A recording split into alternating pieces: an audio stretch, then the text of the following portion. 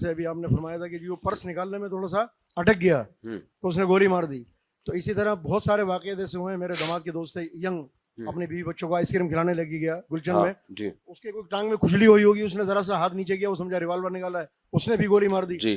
اور دوسری بات یہ کہ یہ جو لوگوں کے یہ عقیدے بنے ہوئے ہیں یا ایمان ایسے کمزور ہوئے ہیں کہ اس اسپتال جائیں گے تو بیٹا ہوگا, اس اسپتال جائیں گے تو بیٹی ہوگی, ذرا اس پہ بھی واضح کرتے. یہ جہالت ہے, یہ بھی لوگوں میں ایک جہالت ہے کہ اس ہاسپٹل جائیں گے تو لڑکا ہوتا ہے, یہاں جو بھی گیا اس کے لڑکا پیدا ہوا ہے, اور اس ہاسپٹل میں رپورٹ یہ کہ لڑکیاں پیدا ہو رہی. بکواس ہے بھائی, جہالت ہے. تو یہ جو ہندوازم اتنا دنیا میں پھیلا ہے نا, بتوں کی عبادت, یہ توہم پرستی انسان کو بڑے سے بڑے جرائم کرواتی ہے, بڑے سے بڑے جرائم. کوئی دلیل نہیں ہے, جو لڑکا ہے وہ چاہے جہاں بھی جاؤ لڑکا ہی پیدا ہوگا, لڑکی نے پیدا ہونا ہے تو جس ہاسپٹل میں جاؤ گے لڑکی ہی پیدا ہوگی. اور اتنی نفرت کیوں ہے لڑکی کی پیدا ہونے سے؟ تمہیں شرم نہیں آتی یار؟ تم بھی تو کسی عورت کی اولاد ہو. ادھر جاؤ لڑکا ہو جائے گا تو ادھر نہیں جاؤ لڑکی نہ ہو جائے. ہو جائے یار, لڑکیاں 100 لڑکیاں ہو جائیں, کیا ہے اس میں؟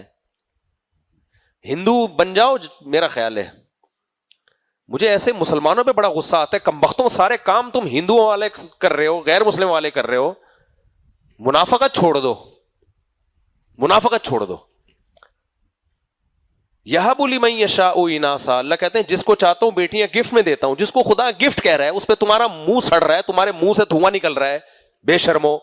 مجھے غصہ اس لیے آ رہا ہے, میں نے روتے ہوئے دیکھا ایک عورت کو, بتایا گیا بیٹی پیدا ہوئی, رو پڑی. میرا دل کر رہا تھا اس کو لگا کے چماٹ ماروں سالی کو. بے غیرت, بے شرم, تجھے اپنی پیدائش پہ بھی پھر شرمندہ ہونا چاہیے, میں کیوں پیدا ہوئی تھی.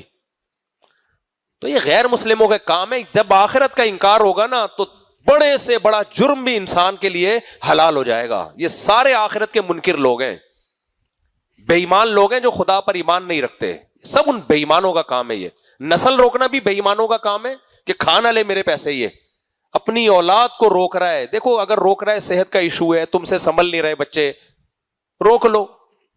شریعت میں اچھا کام تو نہیں ہے لیکن کوئی فرض واجب نہیں ہے شریعت میں نسل بڑھانا.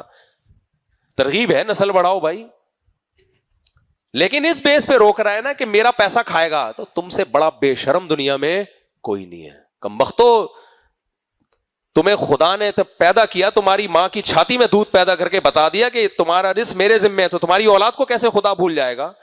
یہ مادہ پرست لوگ ہیں جو کہتے ہیں ہم بندر کی اولاد ہیں. ان کا کام ہے کہ آٹومیٹیکلی ہو رہا ہے سارا کام, خود بخود بچے مارکیٹ میں آ رہے ہیں تو ان کی روزی کی ہمیں فکر کرنی ہے. یہ وہ جو بندر کی اولادیں ہیں نا, ڈاروین کی تھیوری سے متفق ہیں, یہ ان کی سوچ ہے. جو خدا کو مانتے ہیں وہ کہتے ہیں بھائی آٹومیٹیکلی کچھ بھی نہیں ہوتا, بچہ ادھر مارکیٹ میں آیا, ادھر ماں کی چھاتی میں دودھ پیدا ہوا, یہ اس کی علامت ہے, اس کا رزق کس کے ذمہ ہے؟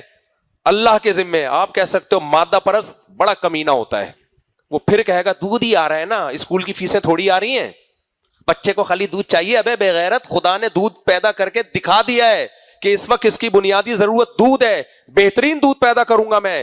اس کا مطلب جو اس کی بنیادی ضرورت ہے وہ کس کے ذمہ ہے؟ میرے ذمہ ہے. لیکن ان کمینوں کو کہاں عقل آئے گی, مادہ پرستوں کو. تبھی یہ دنیا میں ڈپریشن سے مرتے ہیں بے غیرت. مولوی ڈپریشن لیس ہوتا ہے, میں نے دیکھا ہے, میں نے خوش صرف مولویوں کو دیکھا ہے, صرف مولویوں کو میں نے خوش دیکھا ہے. صحیح ہے, کبھی آؤ تم بھی کبھی مولوی بنو, دے لائف انجوائے کرو گے. جیب میں دھیلا نہیں ہوگا پھر بھی خوش ہوگا. یہ جو تمہیں بہت سے مولوی لگتے ہیں نا, بہت پیسہ ہے, بیچاروں کو ہوتا نہیں ہے. شکل اچھی ہوتی ہے جس کی وجہ سے پیسے نور ہوتا ہے چہرے پہ, خوشی ہوتی ہے اس لیے لگ رہا ہوتا ہے بڑی دولت ہے. کبھی اپنے آپ کو غریب دکھاتے نہیں ہیں دنیا کے سامنے, لگتا ہے ہوتے کچھ بھی نہیں ہے.